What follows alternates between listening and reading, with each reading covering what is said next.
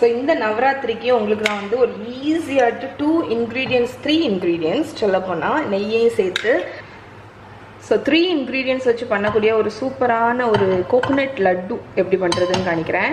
So ஒரு table spoon key வந்து இந்த பேனில் ஊற்றிருக்கேன். ஸோ நான்ஸ்டிக் வந்து பெஸ்ட்டு இந்த ரெசிபிக்கு, பட் எந்த பேன்னாலும் ஓகே. ஸோ இதில் வந்து நான் யூஸ் பண்ணுற இன்னொரு இன்க்ரீடியன்ட் என்னென்னு பார்த்தீங்கன்னா கோகோனட் வந்து நீங்கள் வந்து ஃப்ரெஷ் கோகோனட்டை மிக்சியில் கிரைண்ட் பண்ணி யூஸ் பண்ணிக்கலாம். பட் நான் வந்து டெசிகேட்டட் கோகோனட் வச்சுருக்கேன். ஸோ டெசிகேட்டட் கோகோனட் வந்து இந்த பர்டிகுலர் ரெசிபிக்கு வந்து ரொம்ப நல்லாயிருக்கும். டேஸ்ட்டும் சரி, ஷெல்ஃப் லைஃப்பும் நல்லாயிருக்கும். ஃப்ரெஷ் கோகோனட்டில் வச்சு பண்ணிங்கன்னா உங்களுக்கு வந்து ரொம்ப நாள் வச்சுருக்க முடியாது. ஆனால் இந்த டெசிகேட்டட் கோகோனட் வச்சு பண்ணிங்கன்னா உங்களுக்கு இது வந்து கொஞ்ச நாள் இருக்கும். அதனால தான் ஸோ தீபாவளி எல்லாத்துக்குமே இது பண்ணி நீங்கள் கெஸ்ட்டுக்கு வந்து கொடுக்கணும்னு நினச்சிங்கன்னா கூட டெசிகேட்டட் கோகோனட் வந்து கொஞ்ச நாள் வரும் நம்ம கிஃப்டெல்லாம் இது பண்ணுறதுக்கு. ஓகே, ஸோ நான் இப்போ வந்து ஒரு 1 கப்பு போல் டெசிகேட்டட் கோகோனட் வந்து ஆட் பண்ணியிருக்கேன். ஸோ இதை வந்து டோஸ்ட் பண்ணணும். இது கோல்டனெல்லாம் ஃப்ரை பண்ண வேண்டாம். ஒரு 2 மினிட்ஸ் அந்த நெய்யில் அந்த வாசனை வர்ற வரைக்கும் ஒரு 2 நிமிஷம் அந்த நெய்யில் வந்து சாட்டே பண்ணிடுங்க. பட் இது வெள்ளையாக தான் இருக்கணும் இந்த கோகோனட். ஓகே, ஸோ இப்போ நம்ம கோகோனட் வந்து கலர் மாறல, ஆனால் வாசனை வந்துருச்சு அந்த நெய்யில் வந்து குக் ஆகி. இதில் நம்ம ஆட் பண்ணக்கூடிய 3வது இன்க்ரீடியன்ட் வந்து மில்க் மேடு, கண்டென்ஸ்டு மில்க். ஸோ ஒரு கப்புக்கு நீங்கள் வந்து 1/2 கப் வரைக்கும் கண்டென்ஸ்டு மில்க் ஆட் பண்ணிக்கலாம். ஸோ கண்டென்ஸ்டு மில்க் வந்து ஸ்வீட்னஸ்ஸு, அதுக்கப்புறம் இந்த தேங்காய் எல்லாத்தையும் ஒன்றா கொண்டு வரக்கூடிய, இந்த லட்டுவை வந்து ஒன்றா கொண்டு வரக்கூடிய இன்க்ரீடியன்ட். ஓகே, ஸோ இப்போ இதை வந்து நல்லா மிக்ஸ் பண்ணி ஒன்றா ஒரு டோ மாதிரி கொண்டு வந்துடுங்க. வேணும்னா எக்ஸ்ட்ரா கூட ஆட் பண்ணிக்கலாம், டேஸ்ட் பார்த்துட்டு உங்களுக்கு வேணும்னா. பட் அவ்வளோதான், எவ்வளோ ஈஸி பாருங்கள், ரொம்ப சிம்பிள். ஓகே, ஸோ இப்போ பாருங்கள் நம்மளோட லட்டு வந்து ஒன்றா திரண்டு வந்துடுச்சு. ஸோ இது வந்து நான் லோ ஃப்ளேமில் ஒரு 2-3 நிமிஷம் குக் பண்ணேன், அவ்வளோதான்.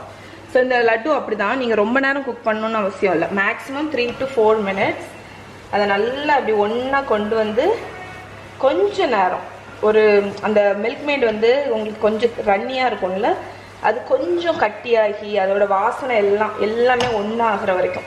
ஸோ இதில் வந்து நீங்கள் வந்து ஆப்ஷனல் என்னெல்லாம் சொல்லிடுறேன். ஏலக்காய் பொடி போட்டுக்கலாம், குங்குமப்பூ போட்டுக்கலாம், ஏதாவது நட்ஸ் இருந்துச்சுன்னா அதை பொடிசாக கட் பண்ணி போட்டுக்கலாம். அப்படி இல்லை பாதாம் இருக்குன்னா அதை லைட்டாக மிக்சியில் பவுடர் பண்ணி அந்த பவுடரை கூட ஆட் பண்ணிக்கலாம். இதெல்லாம் ஆப்ஷனல்.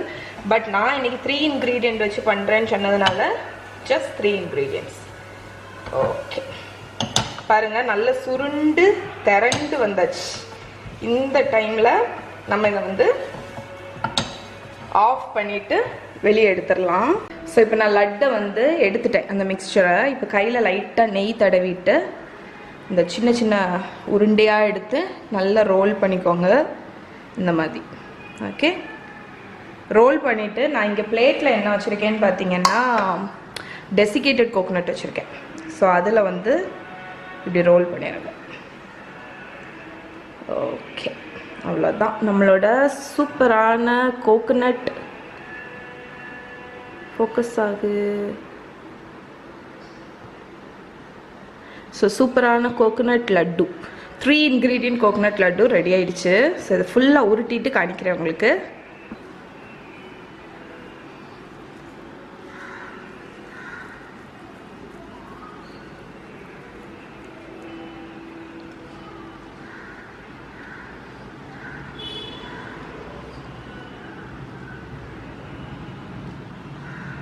ஸோ ப்ரெசன்டேஷனுக்கு வந்து எங்கிட்ட இந்த குட்டி குட்டி மஃபின் கேஸ் இருக்குது, கப் கேக் கேஸு. ஸோ இதுக்குள்ளே கூட நீங்கள் வச்சுக்கலாம். இதுக்குள்ளே கூட இந்த குட்டி குட்டி கோகோனட் லட்டுவை வச்சு நீங்கள் சர்வ் பண்ணும்போதும் சரி, கிஃப்ட் யாருக்கா கொடுக்கணுன்னா கூட பண்ணிக்கலாம்.